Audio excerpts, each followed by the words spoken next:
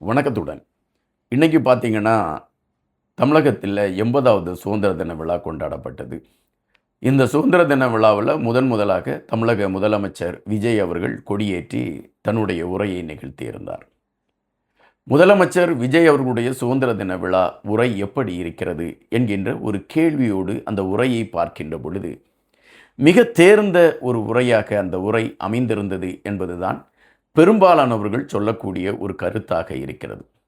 அதாவது சுதந்திர போராட்டம் என்பது மக்கள் அடிமைப்பட்டு கிடந்த காலத்தில் மக்களை அடிமையிலிருந்து மீட்டெடுப்பதற்காக நடத்தப்பட்ட போராட்டம்தான் சுதந்திர போராட்டம் என்பது அவர் தெளிவாக எடுத்து வைக்கிறார். ஆனால் இப்பொழுது கூட நாம் சுதந்திர போராட்டத்தை நடத்த வேண்டிய கட்டாயமாக இருக்கிறோம் என்ற ஒரு கருத்தையும் பதிவிடுகிறார்.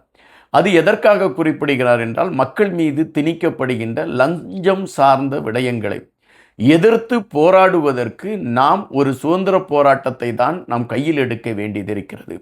லஞ்சம் இல்லாத ஒரு நாடு எப்பொழுது உருவாகிறதோ அதுதான் உண்மையான சுதந்திரம் என்பதை அழுத்தமாக பதிவிட்டிருக்கின்றார் முதல்வர் விஜய் அவர்கள். அதுபோல முந்தைய ஆட்சியில் இருக்கக்கூடிய நல்ல திட்டங்கள், அந்த திட்டங்களை நாங்கள் உள்வாங்கிக் கொண்டு பயணிக்கிறோம் என்பதை அவர் பெருந்தன்மையோடு வெளிப்படுத்திய விடயம் பாராட்டுக்கு உரியது.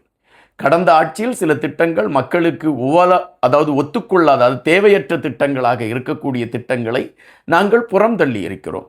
ஆனால் இந்த திட்டங்கள் மக்களுக்கு தேவையான திட்டங்கள், இதில் மக்களுடைய பயன்கள் அடையக்கூடிய களங்களாக இருக்கிறது என்பதை மையப்படுத்திய திட்டங்களை எல்லாம் நாங்கள் ஏற்றுக்கொண்டு பயணிக்கிறோம் என்று அவர் குறிப்பிட்டு உதாரணத்துக்கு 2 திட்டங்களையும் அடையாளப்படுத்தி இருக்கிறார். அம்மையார் ஜெயலலிதா அவர்கள் காலத்தில் கொண்டு வந்த அம்மா உணவகம், இந்த அம்மா உணவகம் ஏழைகளுக்கு மிகப்பெரிய வரப்பிரசாதமாக இருக்கிறது என்பதால் அந்த திட்டத்தை நாங்கள் தொடர்ந்து கொண்டிருக்கிறோம். அந்த திட்டத்திற்கு தேவையான நிதிகள் ஒதுக்கப்பட்டிருக்கிறது. அதுபோல முன்னாள் முதலமைச்சராக இருந்த ஸ்டாலின் அவர்களுடைய காலத்தில் கொண்டு வரப்பட்ட காலை உணவு திட்டம் சிறப்பான திட்டம் என்கின்ற காரணத்தினால் அந்த திட்டத்தை தற்போது விரிவுபடுத்தி 8ஆம் வகுப்பு மாணவர்கள் வரை காலை உணவு உண்பதற்கான களத்தை உருவாக்கி இருக்கிறோம் என்று பெருந்தன்மையாக முன்னாள் முதல்வர்கள் செய்த திட்டங்களை வரவேற்றிருக்கக்கூடிய களங்கள் உண்மையிலே பாராட்டுக்கு உரியதாக இருக்கிறது என்பதுதான் நாம் அறிய வேண்டிய ஒரு செய்தியாக இருக்கிறது.